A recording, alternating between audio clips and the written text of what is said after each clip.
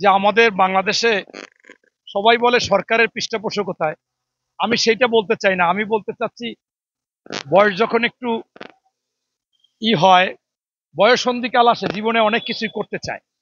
সেই বদৌলতে তোমরা একটা দল করেছে।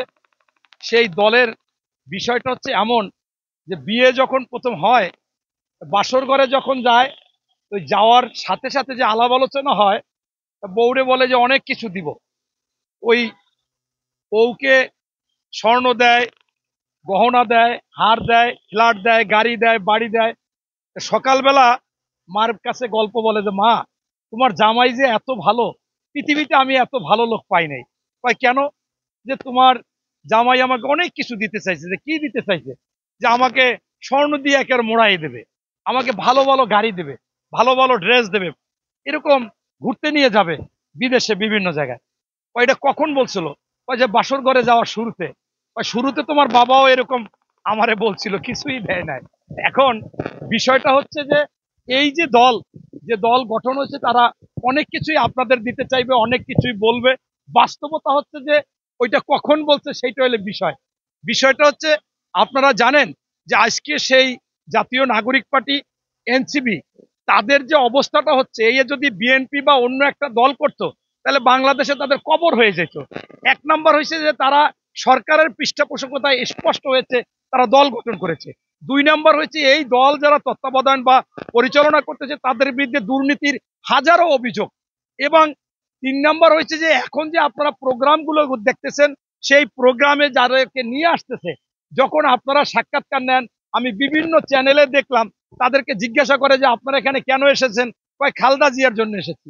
আপনারা কেন এসেছেন? কয় বিএনপির জন্য এসেছি। কয় আপনারা কেন এসেছেন? কয় হাসান ভাই নিয়ে আসছে। আপনারা মানে কেউই ওই দলটার নাম এবং কর্মসূচির কথা কেউ বলতে পারে না। এখানে এই যে বিষয়, এটা অত্যন্ত দুঃখজনক, লজ্জাজনক, এবং এটা কাম্য না। এক্ষেত্রে আমিও বলবো যে আমাদের বিএনপির এখন কোনো একটা কর্মসূচি হলে লক্ষ লক্ষ লোক আসে, এর মধ্যেও 10% 20% আসে, কিন্তু আমরা ওনাদের মতো ভাড়া দিয়ে আনি না। এরা আসে দলের সাথে থেকে দলে ঢুকতে চায়। তাদের কাছে হয়তো বা প্রশ্ন করলে তারা কিন্তু কর্মসূচির নাম বলতে পারবে না, কিন্তু এটা ব্যতিক্রম যে তারা ভালোবেসে আসতেছে, বিএনপির সাথে জড়িত হতে চাচ্ছে। হয়তোবা খারাপও থাকতে পারে, আগে ভালোও থাকতে পারে। তারপরেও আমিও কিন্তু আপনাদের সাংবাদিকদের মতো বিএনপির প্রোগ্রামে যারা আসে, আমি জিজ্ঞাসা করি ভাইজান কেন এসেছেন, কি প্রোগ্রাম?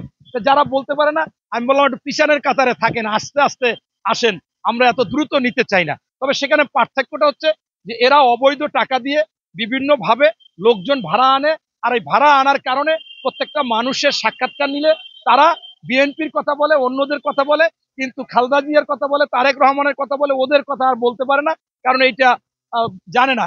এই জন্য একটা নাটিকা প্রকাশ হয়েছে।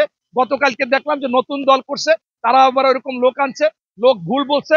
তা বলছে যে ভুল বলছে কেন? আপনার সাংবাদিকরা জিজ্ঞাসা করছে, বলছে যে এইটা ভুল বলছে, এটা শিখেই আনতে মনে নাই, পরবর্তীতে আমরা শিখেই আনবো, যে আমাদের দলের নাম মুখস্থ করে আনবো।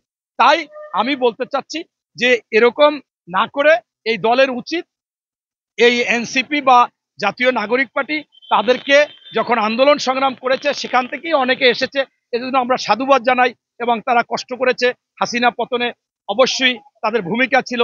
এই জন্য তোমাদেরকে বাবারা, এই একজন রিক্সা চালক, একজন ভ্যান চালক, একজন পাঠাও চালক, সাধারণ একজন ব্যবসায়ী তোমাদের পানি কিনে দিয়েছে, বিস্কিট কিনে দিয়েছে, পরোটা কিনে দিয়েছে, পাউরুটি কিনে দিয়েছে, মনে করছে তোমরা ন্যায় প্রতিষ্ঠা করবা।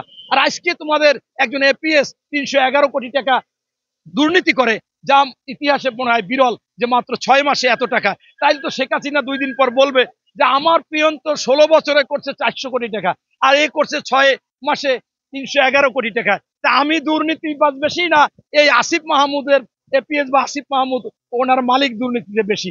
এই কথা যদি বলে, যুক্তিতে তো পরবর্তীতে আপনার এইগুলো আস্তে আস্তে হালকা হয়ে যাবে।